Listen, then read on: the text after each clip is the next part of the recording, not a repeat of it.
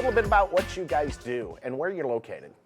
So we are located Murfreesboro, Tennessee, and we build everything from normal. Most of our stuff is just normal stuff, but sometimes get a little crazy and build stuff that's way bigger than it really should be.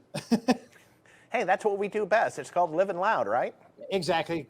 We kind of embraced the KICKER motto and just kind of went on with it. Yeah, the way I see it, if you're going to make a scene, be seen and be heard, and anything worth doing is worth overdoing. I think you definitely live by that motto. Yeah, anything worth doing is worth overkilling. Yep, absolutely. Overkilling. I like that. That was actually better than overdoing. It's a nice little plug there. On a personal note, what got you into this business and how long has it been since you started doing audio? I got into the business in officially 2003, working in a car audio shop. I think I got into it because audio was cool, but I was a kid, so I had no money. So I had to learn how to do it myself. And I went to school for auto body and I hated it, but I had a part-time job at audio and I just can't get out. Yeah, I understand. I tried once and it didn't work.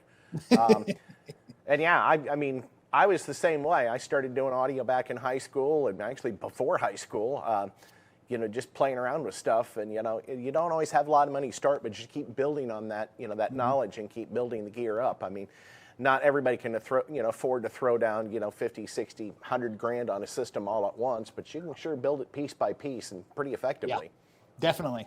Oh, what do we got here? What is this?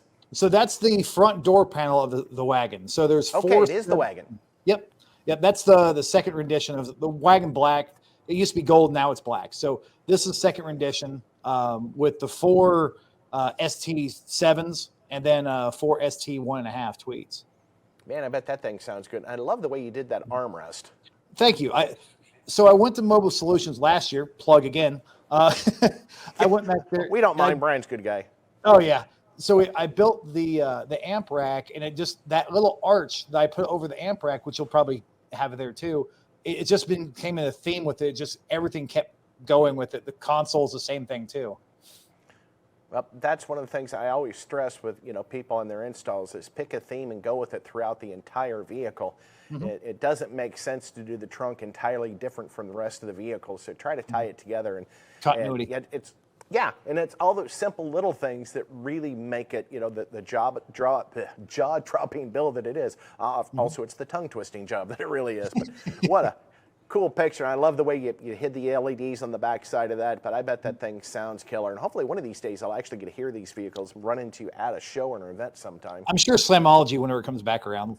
Yeah, we got to get him back on that. Now, the next picture we're going to pull up, obviously, this has got to be the inside of the wagon. Correct. Yep, that's the inside of the wagon.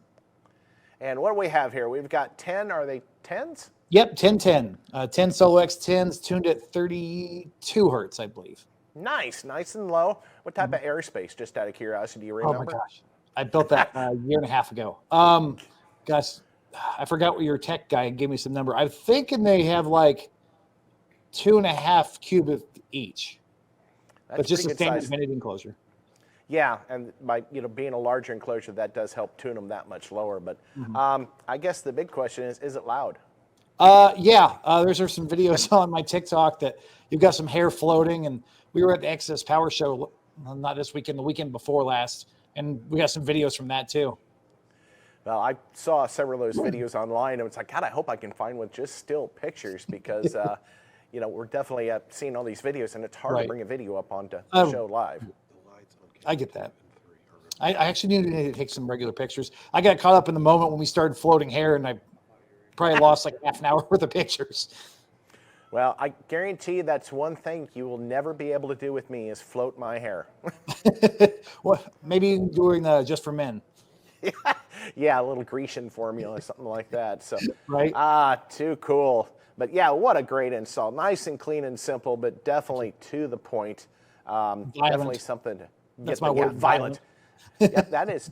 You don't listen to something like this. You experience it for the better or for the worse. So it's a good word. Yeah.